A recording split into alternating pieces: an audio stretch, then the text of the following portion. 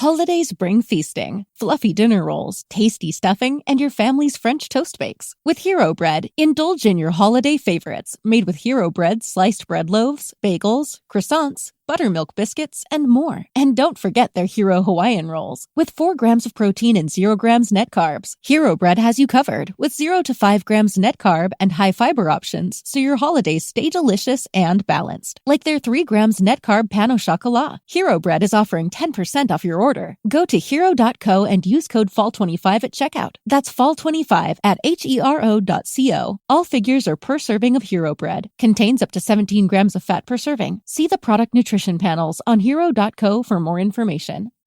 On this episode of Narcissist Apocalypse Q&A, we discuss narcissist holiday expectations, holiday strategies, and coping without your children.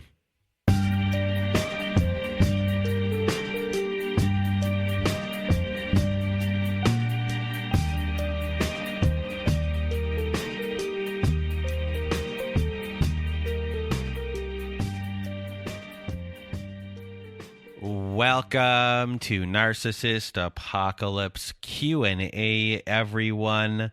I am Brandon Chadwick, and with me today we have Jean. How are you? Good, Brandon. How are you? Merry Christmas. Oh, Merry Christmas to you.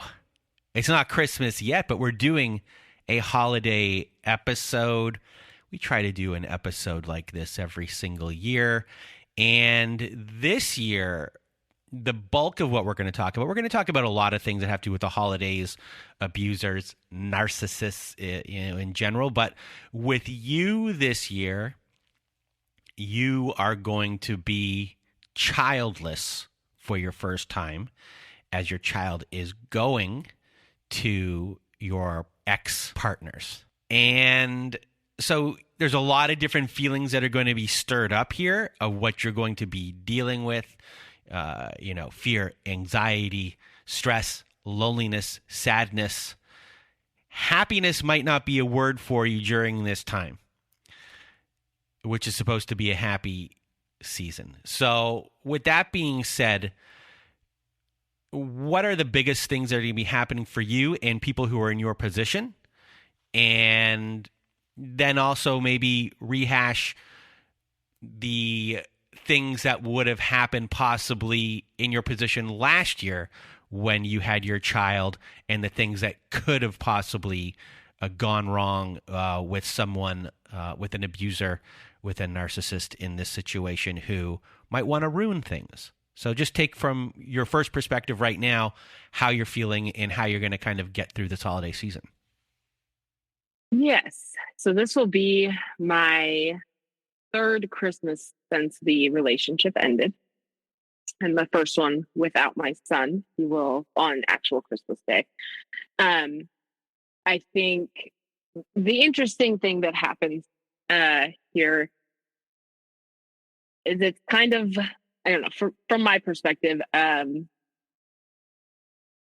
it turns into kind of this melancholy, bittersweetness, that some of the joy, yes, does return, and we're able to set up some new ways of doing holidays, but it's kind of always blanketed by this kind of feeling of injustice that, hey, the way I celebrate Christmas or the way that I plan my holiday season, even us seeing my son's friends or seeing family, all of it hangs and rides on the emotional stability of a narcissist in a lot of ways. And I'm sure it's different for everybody in their situations. But with my particular ex,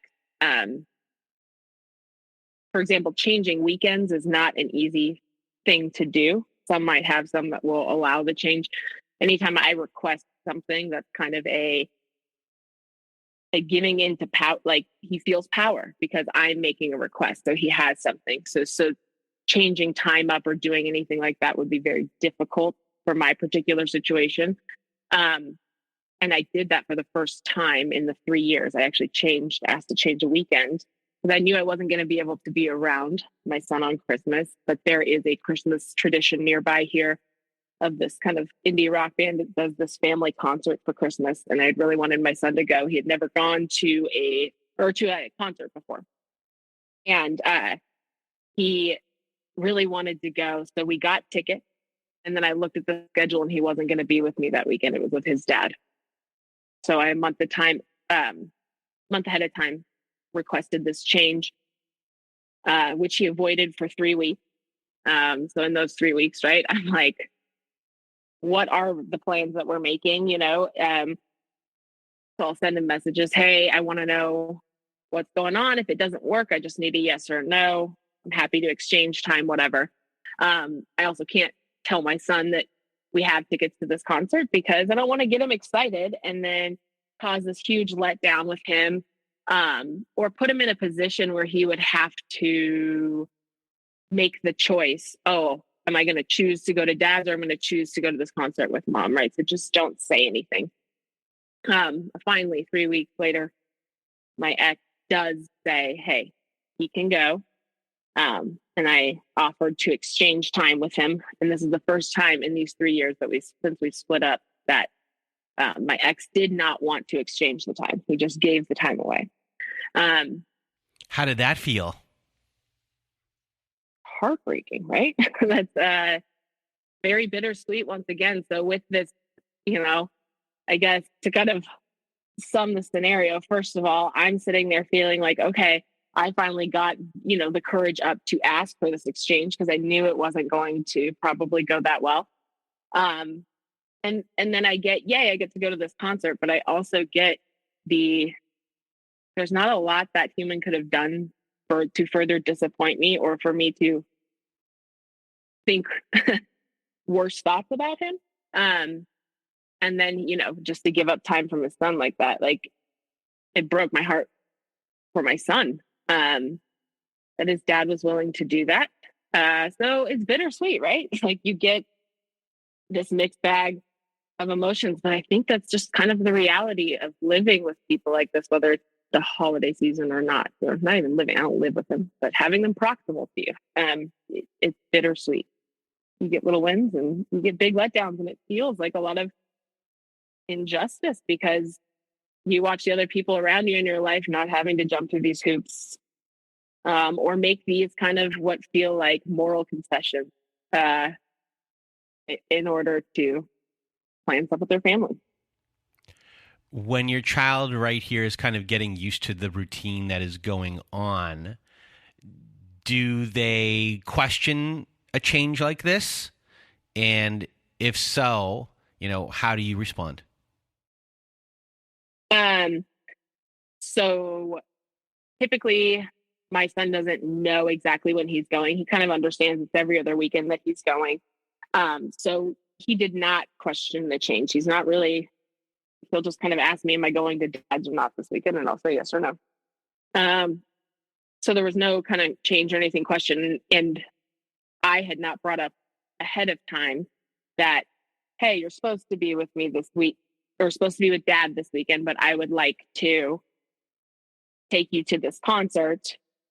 I just went to see if it was possible first, and then I would address it with him. And so I think that was probably the right way to handle it. But my son's not aware of it. He's 7. He's not aware yet, at least at this point. And he's been living the life of, a divorced child since he was 4. So routine is this, I guess, in a lot of ways. He didn't have something to establish it off of. I will say what ended up happening with the way we kind of switched this past month over the Thanksgiving holiday, because I had him for that extended break. I had for the first time a month alone with my son. It was just, and without him going to dad.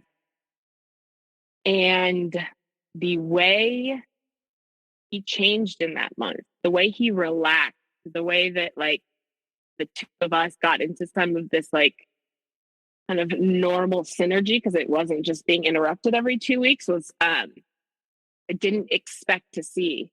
And my son did ask me the question at one point, oh, I haven't seen dad the last month. Is he going to be mad? And I said, no, this was kind of the schedule. I don't believe he's going to be upset. Is there anything, are you worried that he might be? No. All right. And then, I'd asked him the next day, hey, are you excited to go to dad's? Are you excited to see him? Or how are you feeling about going to dad's? And he just went, kind of yes, kind of no. I'm kind of excited, kind of not. And it was just, it's the first time he has not felt this need to protect and completely shut down if anything comes up about his dad around me. And so I guess I will say that, as far as his perception goes, what he's noticing as things change, I wonder if he's not processing it on that schedule from week to week, but he's really processing it at like just how he feels, in his body, and how not having to change houses every couple of weeks or kind of come under different influence every couple of weeks really has helped his nervous system relax and helped him honestly feel confident, like he had some sort of stability in life. And then, of course, the day before he goes to my ex's again after that month break, I see his shell coming on, right? I see kind of his defenses coming on and him getting prepared, and the kind of nervousness in him that makes him more ready to just kind of verbally fight, that kind of itchy feeling where you're just a little bit nippy. That came back on like a day before going back to dad. And then, so it is interesting. So the perception might not be week on, week off, but maybe with the little ones, you can tell a little bit different. Now he'll be going to the holidays season with him. So what are you prepared for, and how will you take care of yourself during that time? And of the things that you're prepared for, what are they? Yes, that's a good question. Well, one thing that I'm prepared for because of the age is there's a chance we might find out Santa's not real this year, because he will be with dad, and dad will be in charge of being Santa. And me and dad don't have a relationship where we can talk about like, hey, or I would be communicated any of that information. So I am prepared to not ask, what did Santa bring you? But how did Christmas go? And ask questions that allow him to kind of divulge that information that I probably maybe won't be privy to. It's not like that will be communicated to me. So we might find out Santa's not real this year, or, who knows? We might find out that Santa, opened a credit card and really went nuts. Like, I have no idea what to expect, but that could be the range.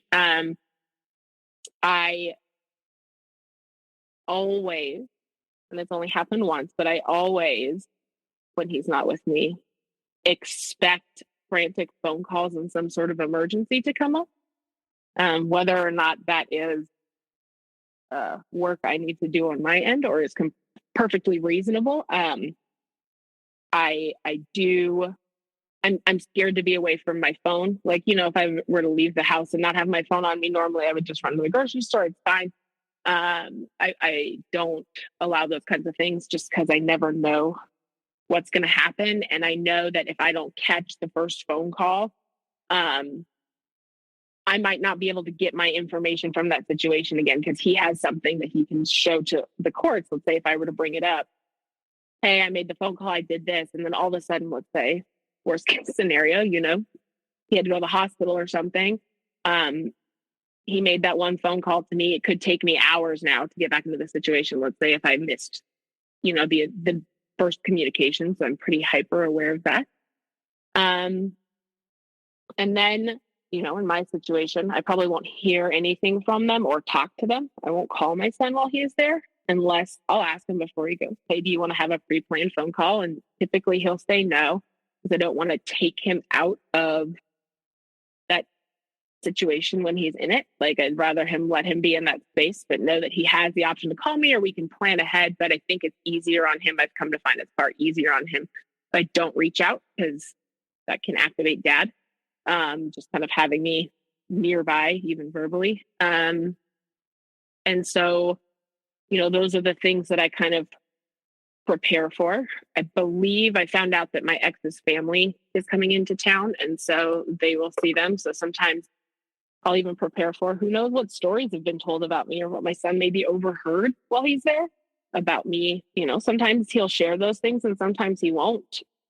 There's no way to tell. And so, just minding little shifts and changes in attitude and behavior to see if maybe there was some beliefs or thoughts put there in that extended time that he'll get with my ex and his family. And how will you take care of yourself during this time being without your son for the first time? Yeah, I will. I will have like 6 days to myself, which isn't very typical in single mom life. So I do try to do things that I would like to do. For example, I love like crafting, and I like having my headspace. So I'll probably be able to do projects or different things, some of the art that I do, where I'll have extended time to really, indulge in it. So I tend to plan those types of activities while he's gone, make up a whole Christmas tree with the stuff, or who knows. Yeah, I'll probably use a lot of my creative energy during that window as a means of coping. Find some good things to marathon on TV, indulge in my own headspace, I think is probably, what I will try to do. Were you a ruminator before? In any sort of situation? I don't remember. Only when my PTSD was really bad. Typically, I can mentally kind of cut things off or put them in bins. And once I feel good about where they lie, I won't rustle that up.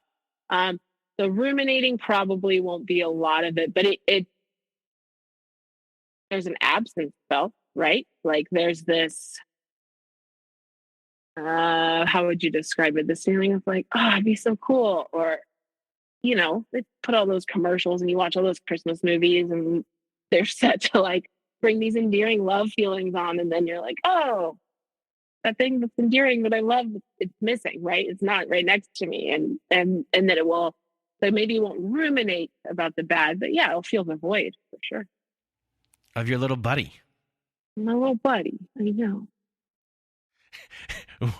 When I've seen his face, he really is he's a little buddy. That's what I would say. Happy. Yeah, it's fun. He's fun now. I mean, he's at that age, I don't know how other moms feel, but when they're young, there's only so much they can do. They need you for a lot, but now he's like, fun and jokes, and we can play games and do stuff together. And so it's like this really fun stage he's in. So I will definitely miss that as well. So, this is what you're going to be dealing with here as a single mom. And for all of the single moms out there who are going to be not having their child with them. But on the flip side, last year, you had your child. And as we hear, a lot of the times abusers, narcissists like to ruin things. So from your experience, what are kind of those things that people might be dealing with? And how would you say to them, to kind of get through these experiences? Yeah, so I think what's really interesting, and probably they're all still the same, but they're also different, right? And so, especially one that would want to interject more, or really wants to have control of the situation, or really has a strong family narrative to push to the outside world or whatever. It can be really hard to detach all the feelings and emotions that go into Christmas or this time of year from the actual day. And it's not fair to have to do that. But, even in my divorce, I used Christmas as a kind of a bargaining chip as far as getting some of the stuff I wanted in the negotiations. I allowed him to have the first Christmas after, because that was very important to his, standing in his family, I think. And so all of that to say, creative thinking is your best tool. And so creating new traditions, creating new themes, or experiences, or maybe, if your ex has to have Christmas and is going to, do some sort of surprise thing that day, if he ends up not getting it, maybe, it's the day after Christmas tradition or the week after Christmas tradition that you and your kids develop, and you do a fun game, and it's different and unique and fun. And that's where all of that loving energy can go. And who knows, you could find that once the ex realizes the fight's not there about the actual day, that they really cool down, and you're only having to do that for a couple of years until, they get tired of not being able to get a reaction out of you. So they think it's really knowing who you're up against, knowing what makes them tick, knowing what's valuable to them, and not creating conflict around that, just based on this is tradition, this is how society looks at it. And again, that's not fair. I think that's where I spoke kind of at the beginning of, like, it feels like injustice because it's not fair. But it will create a better experience overall for you and your children during the holidays, because you're not butting up against something that won't move, causing you more stress, causing the kids more stress, kind of just let things unfold and happen. It's hard to take them piece by piece, but like the reality of your world is a bit different now, and it's not fair, but there's joy in it if you want to let it be there. Yeah, because you're going to be dealing with someone who is coming from a place of deep insecurity, coming from a place of shame, and the holidays themselves, for them, if you kind of just focus on them, would be that could stir up just a lot of things from their own past and their injuries, and you are on the receiving end. So, the world kind of is centered around them. Have you ever thought about, we're just kind of spitballing here, thinking of them as this 8-year-old, 10-year-old during this kind of season? And I know we don't want to fawn over people, but you're trying to kind of give your child the best season possible. Thinking of the ex as someone who is an 8-year-old throwing a tantrum, or an 8-year-old feeling sad or shame. Is there a way, thinking of him in that way, that you would then kind of respond to them that would be differently than from what we normally would hear? I would say you handle it very much the way your young child does some things that, when they're throwing a tantrum, if they, the more attention you give it, the more power they know they have over that. And so if you give in on the iPad every single time they throw a tantrum, they will understand that they can throw louder tantrums until they get the iPad. And so I think, not giving in, or, the same way you would get rid of a stray cat, there's not really food here. And until they realize there's not stuff there to be got. But that's all very easily said, because that requires you sacrificing a lot of things that are important to you as a child, of memories or events and those types of things, which doesn't mean that's not fair. But I personally think starting at the nervous system with yourself and the people around you, or at least for me, with the PTSD and everything I was feeling, my main goal for years has just been, don't get activated, don't create moments of calm nervous system. And if that meant changing, that was more important than the traditional Christmas holiday, or what say you, for me. And that, but each person can kind of handle that the way they choose. And also, just to kind of go over some things that a narcissistic abuser might do this holiday season, as just a refresher, just to give you some validation as well, and to start thinking of becoming proactive for yourself when it comes to your partner or your ex-partner. Your partner might not try to pay for things. They might try to outshine you and overdo things to be seen as a great gift giver, when they mostly don't do much, and that can be very, very, very maddening. They also might give you a terrible gift with zero thought put into it. They might not help in getting things organized. They might not want to pick up any relatives or be involved in that way. They might refuse to even go. Or when they are there or being part of everything, they might be argumentative. Put downs might be happening. If you are divorced, they might not show up to pick up the kids. There could be lots of disappointment that is happening on the holidays, and to be ready for that and how you're going to deal with your kids if this disappointment is there.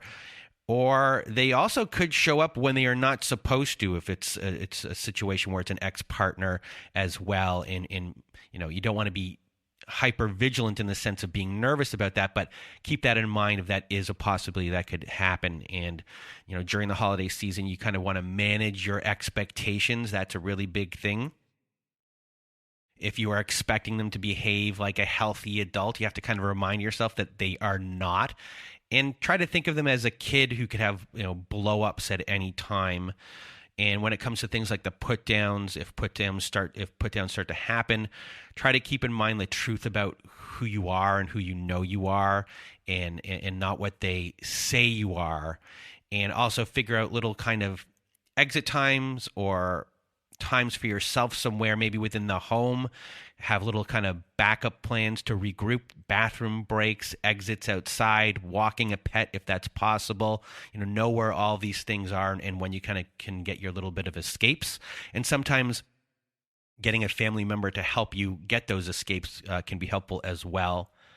And going back to the narc abuser not being a healthy adult, in some cases, and this cannot be done with all of them, but for some, depending on their psychology, really start to think of them as a kid who could have a blow up at any time. And, sometimes parents bring peanut butter and jelly sandwiches, backups for kids if the dinner isn't good, to kind of, really stop a blow up that could happen right there. There's little toys that can happen for kids as preventative calming things for them. And to maybe start to try to think, what's your narcissist's perfect calming toy? So try to think about that as a possibility as well. And when it comes to family-oriented things, within the family structure in the system, and having you go to your family dinner, there might be certain relatives there that you don't truly want to be around.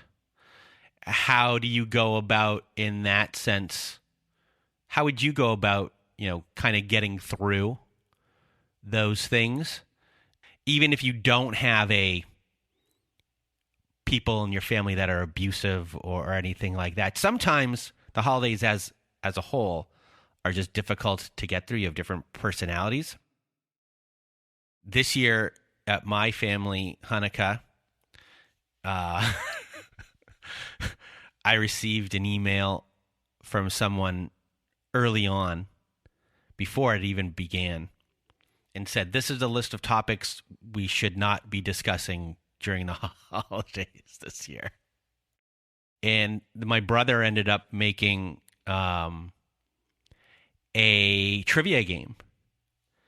And so after we ate and after gifts were done, instead of everyone possibly talking about things that could blow up into craziness, we did a trivia game and made trivia for there's categories for everyone. We split everyone up into teams. Arguably, the best holiday season we ever had. People then got a hold of my brother after and said that was the best.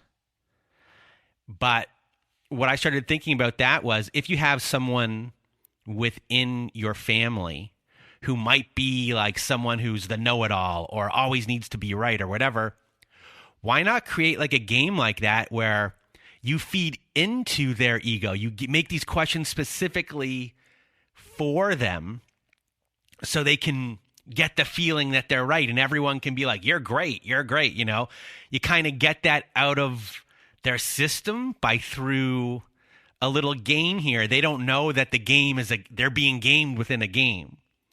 But, you know, there's certain subjects you kind of might not want to get onto, but it gets people feeling good about themselves. You can make questions real easy. And then the only thing you have to worry about then is them being like, these questions are so easy.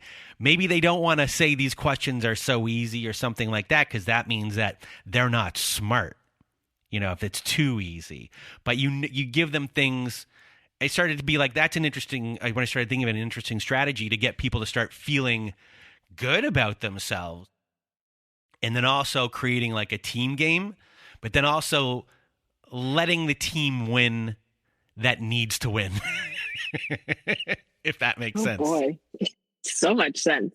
If I were to observe what you're talking about there, you guys planned ahead, knew the possibility of outcomes or shenanigans that could happen, and like planned ahead for that. And because what's the other route to take the stance of that person I can't be around because they're this, and that creates a whole nother chaos at the holidays or potentially missing out. And so kind of, I would say that's like protected contact and one, right? Like that's, you know, you plus one, that's protected contact. And hey, let's help that emotional reality a little bit created, not play into it. But to where it's more successful for everyone. Because I'm sure everybody knows that taking a stand against somebody like this, like, it's pulling a ripcord. So if that's what's best for you, your family, everybody at that time, I think that's brilliant, right? It's not as easy as black and white, you know, as much as we'd want it to be. Like, because when you control the topics of the trivia, you can control what is not going to be talked about. I thought it was like, you know, we did it for a specific reason, but like, there's next levels of people that could like, you could really tailor it, like take what we kind of did and tailor it to like situations and really try to figure out how to get through where people actually might remember it as like, this is fun and they're at ease and you're not, you know, a big thing we hear during the holiday season with families is, I need to have an escape plan. If this starts getting heated, I need to know where to go. I need to know, you know, the time I need to take to myself. You know, a lot of the times people don't, the best thing to do is not share anything that's going on in your life. You know, you don't want to give people ammunition. And yes, it's sad that we're here, that, you know, you can't share with your family or specific members. You don't want to be like put on the spot and all of those things. You don't want to be the butt of everything. Being able to kind of come in and tailor it where those things might not get brought up at all because you're so busy doing this thing where everyone is not talking or not getting onto subjects, focus isn't on you, and people might actually have fun. That was, to me, my new strategy of the year based upon, you know, the trivia that my brother created. And anyway, I don't know where I was going fully with that at that point. I say Jeopardy for the people. I mean, I think Jeopardy saved a lot of people's lives. But here's the other thing too. While you were talking, I was thinking, think about like just energetically in your body, how different it feels to approach something from, oh, this might explode. Oh, this might go wrong. Oh, this, you know, and it's a very diminishing, like your spirit really is small versus, hey, I understand the potential of what could. Let's come up with an activity so that there's not downtime where things get chaotic. And it's a much more self-assured approach, a way better way of approaching it than this really diminished one. I think that's very empowering too. That's not necessarily letting them win, right? Like that's an empowered way to take that on. I think I would feel good coming away from that. When everyone's in that mode and like now you're in this kind of game mode, there's no hypervigilance kind of going on. Everyone was in this moment and there's no awkwardness. Like there was no opportunity for that to happen. And then once the trivia was over, hey, we all got to leave. That's right. Leave them wanting more. Make it clear. Yeah. But like it took away, I think, that the worry, the hypervigilance, and on your own nervous system at that point, you're able to relax in a different way. And you even might lose yourself because in those things, you're in the moment doing things and only thinking about those specific things. So it was an interesting experiment that worked. And I was wondering if that could work for other people who are in extreme situations. Because ours wasn't like extreme. It was just, here's the topics that could start problems. Let's not go there. So, and then it started a tradition, I think. Yes. Something to look forward to, something for people to put their mind and energy around. Yeah, we even have a trophy. Whoever wins gets the trophy. And then next year, and because it's a team game, so the whole team gets it. And then the next year, everyone comes back and you play again. And then the trophy comes back, and then a new name gets put on the trophy.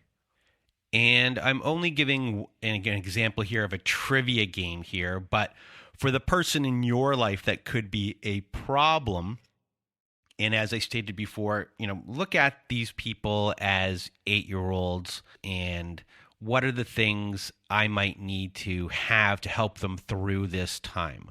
Like someone might need their action figures or their crafts or bracelet materials. But for an adult, what would translate to that? Have these things on hand just in case. They might not actually be physical things. They could be topics of conversation, things along those lines. And I know this will not work with everyone, but there could be a type that this could work with. And you yourself will obviously know best what will work.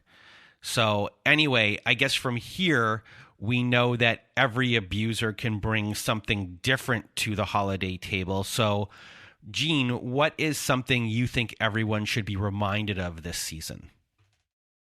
You're the best judge of your situation and the people that are affecting the world around you. And so there are all these rules, I think, or I would always come into contact with this. Okay, what should I do, especially coming out of abuse?